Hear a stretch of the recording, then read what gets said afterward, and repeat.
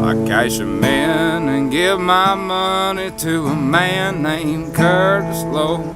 Before Oliver Anthony would go from blue-collar worker to viral superstar thanks to his brand new song, Rich Men North of Richmond. Before Oliver Anthony would team up with John Rich to produce his first full-length album. Before Oliver Anthony would have 150,000 subscribers over on YouTube, 440,000 followers on Instagram, as well as nearly 700,000 followers on TikTok at the time of this recording. And those numbers, they're going up fast. Now, country music has often proved itself to be the launching pad for some of America's biggest stars, but absolutely no one saw its newest sensation coming. Now, his name is Oliver Anthony, and he's a former factory worker from Virginia who also happens to be a grassroots musician, only now that he's blowing up, well, he's not going to be grassroots much longer. Now, a song Oliver released in August of 2023 titled Rich Men North of Richmond, well, it caught fire online thanks in large part to its stripped-down elements and lyrics that walk the line between working class and right-wing sentiments. A song Oliver released in August of 2023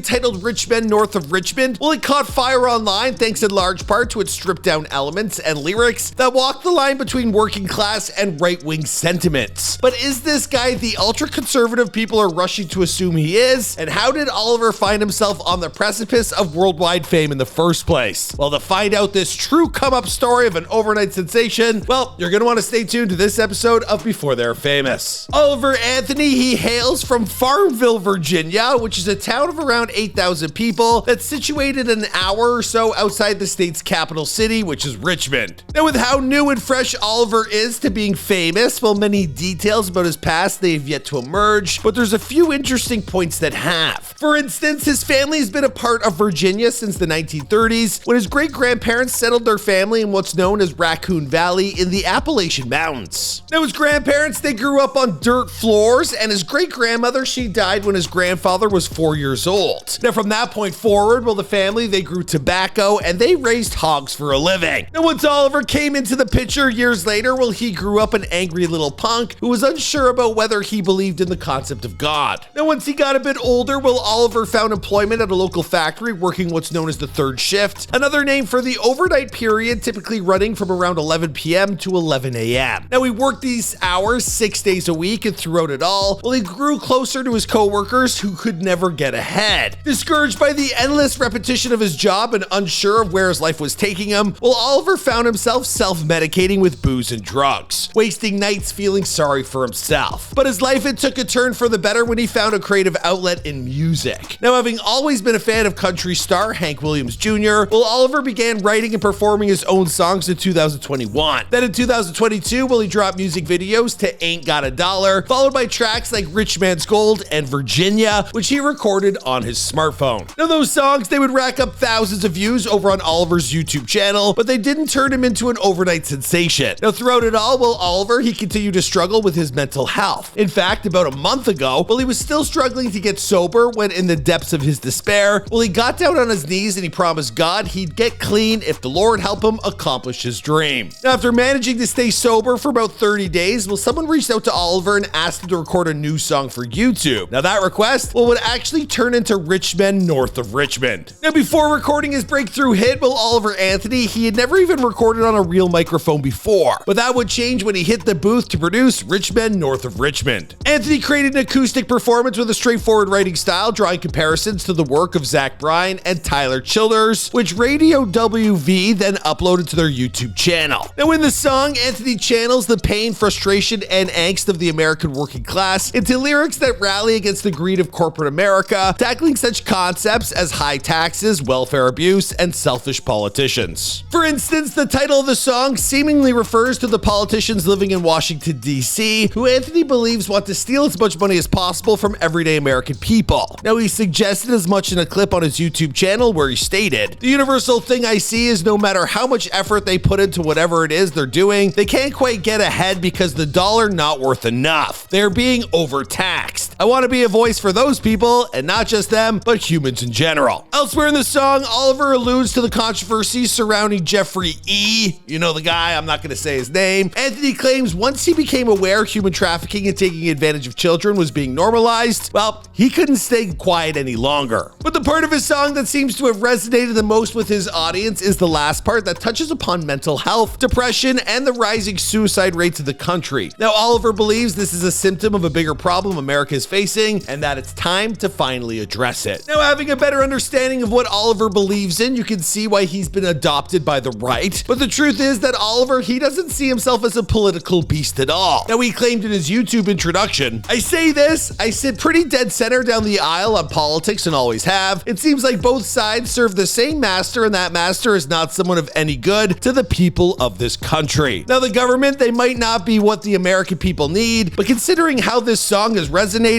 well, Oliver Anthony apparently is. Now, the comments posted under the music video to Men North of Richmond, well, they're even championing him as the new voice of the voiceless. But how will he capitalize on this sudden success? Now, thanks to media personalities such as Joe Rogan, Matt Walsh, as well as Barstool Sports promoting his new song, well, Oliver Anthony's career has exploded into the limelight. Now, the music video for Men North of Richmond, it blew past 2 million views on YouTube in 48 hours before surging to #1 on the iTunes country chart, outpacing the success of former chart leader Jason Aldean's Try That in a Small Town. Now, to put that kind of success into perspective, well, Justin Moore, he recently had the #1 song on country radio with You, Me, and Whiskey, but the music video to that track was out for 6 months before it hit anywhere close to that number of views. Wow. Now, since his sudden explosion in popularity, well, Oliver has returned to the 90 acres of land he lives on in Farmville with his 3 dogs. Now, it's apparently his plan to turn this piece of property into a small farm with livestock while juggling the responsibility that's coming with his red-hot music career. I'm sure he's getting calls from Hollywood right now, and his whole world's about to change. You better stay off the drink. Now, he's also hinted that he has a full-length album on the way, and that previously released songs like 90 Some Chevy, Ain't Got a Dollar, and Between You and Me, well, they will be a part of the project. Now, according to social media user Jason Howerton, well, Oliver has also been in touch with country music singer-songwriter John Rich, who will produce the album. Between setting up his farm and recording in the studio, well, Oliver will be hitting the road, and while he'll be keeping it local for the time being, with his audience growing increasingly larger each performance, well, he'll be showing up in a town near you before you know it. During his first live performance since blowing up, well, Oliver, he took the opportunity to note how much larger the crowd in Barco, North Carolina had grown since the last time he was there, and he shared a verse with the crowd from Palms 37. Following that, well, Oliver, he spent hours signing autographs for the thousands of people that had shown up from all over to see him. And, well, if he keeps putting his fans first, then there's no limit to the heights this career could reach. All right, folks, we're gonna bring this video to a close here, but it's always great to see a new star pop out of nowhere, and they don't gotta go on The Voice or American Idol to do it. I got a question for you guys. If you could point to one thing keeping Americans' middle class down, what would it be? Anyways, you let me know what you think in the comments down below.